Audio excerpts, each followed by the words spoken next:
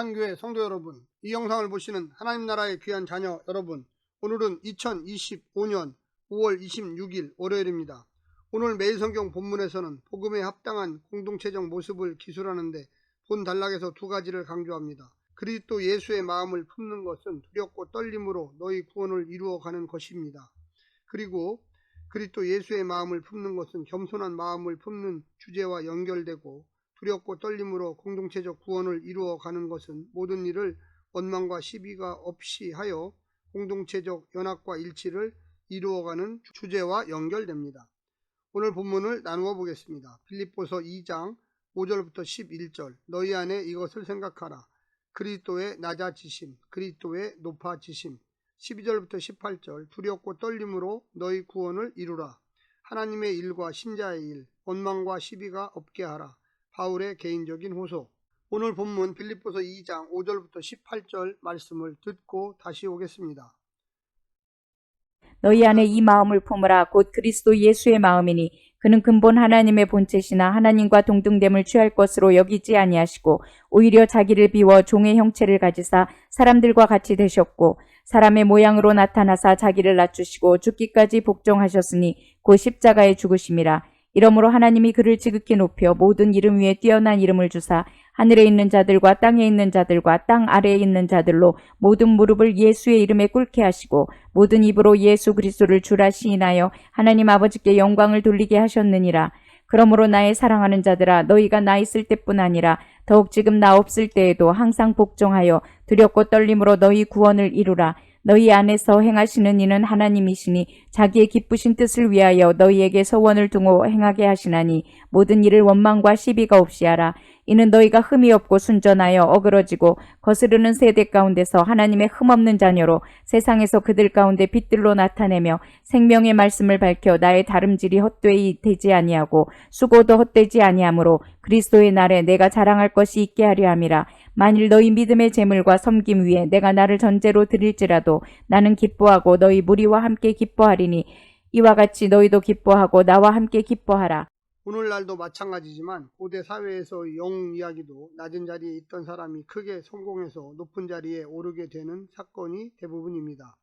예를 들어 빌립보 시를 건설한 빌립보서 2세의 아들이었던 알렉산드로 대왕은 역사의 기록에 남을 만한 정복전쟁을 펼쳐서 대제국을 건설했을 뿐만 아니라 아리스토텔레스의 가르침을 받은 제자로서 동서양의 문화를 융합시키는 헬레니즘 문화의 창설과 전파에 큰 영향을 끼쳤습니다.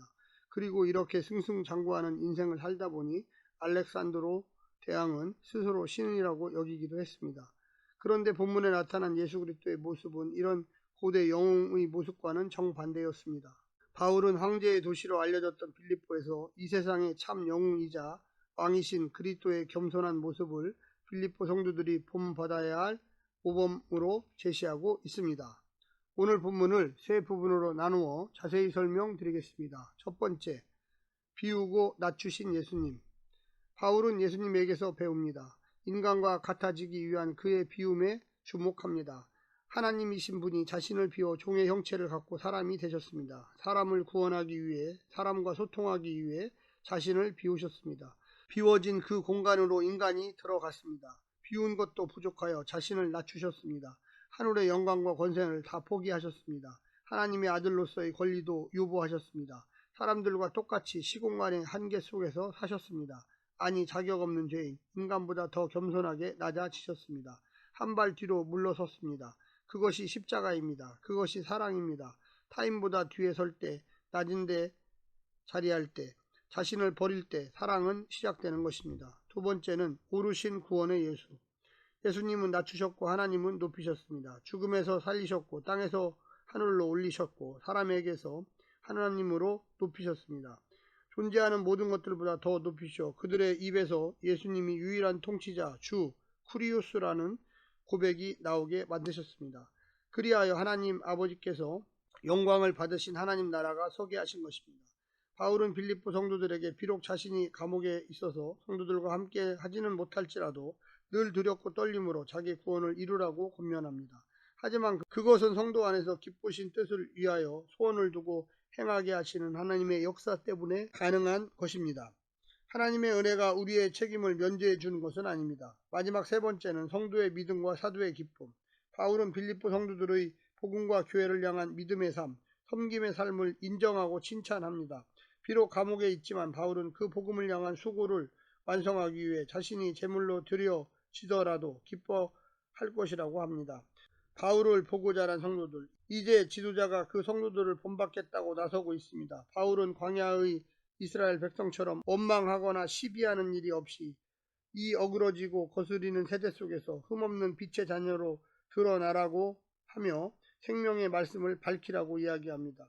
둘은 뗄래야 뗄 수 없습니다. 우리가 먼저 빛이 되어야 빛의 복음을 전수할 수 있습니다. 시대의 가치관을 거슬리며 살아야 시대를 구원할 생명의 복음을 전할 수 있습니다.